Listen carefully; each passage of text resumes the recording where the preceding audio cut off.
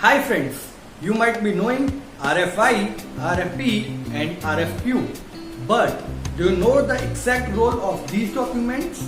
Means where the RFI should be placed, where the RFP should be placed and in what case the RFQ should be placed. So hi friends, this is Shivam Sharma and you are watching the Supply Chain Gyan. Friends, in this video I will try to make you understand the exact role of these documents with examples. So stay tuned with the video till end. To begin with, RFI stands for Request for Information. This is the document issued by the buyer to the supplier. When a buyer wants to purchase something but does not have much knowledge about the suppliers and product or solution. So, in response to this document, a supplier shares the information such as company's profile and its capabilities with the buyer. And let's say for an example, I want to purchase a data management software and I don't have much knowledge about such kind of software and companies who provide this kind of software. So what I can simply do, I can issue the RFI to the software companies so that they can come up to me with the company's profile and their capabilities. Friends, when we talk about RFP stands for Request for Proposal. This is again the document issued by the buyer to the supplier.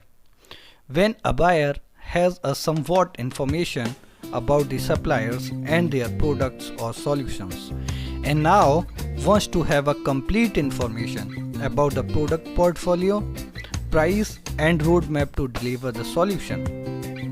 And in response to RFP, a supplier will share company profile, a complete information of his product portfolio with price and the way out or roadmap to deliver the solution.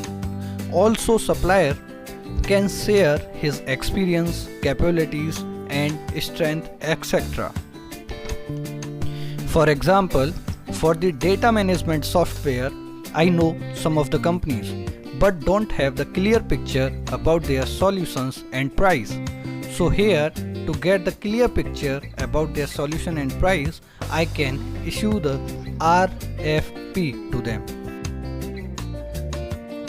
Friends, when it comes to the RFQ stands for Request for Quotation and it is again issued by the buyer to the supplier. When buyer wants to know the price of the product or solution provided by the supplier, in this case, a buyer already has the details about the supplier, details such as company profile, product information, strength, roadmap and capabilities, etc. So in response to RFQ, the supplier will only share the price details with the buyer. For example, I know about the data management softwares and company selling it. So I can directly ask for the quotation for the software from the company. Friends, I believe you have found this video informative. If you have any question related to these documents, please drop that in the comment section. I will be pleased to answer there. And also please do not forget to like my video and subscribe to my channel for such more videos. Thank you. Happy learning.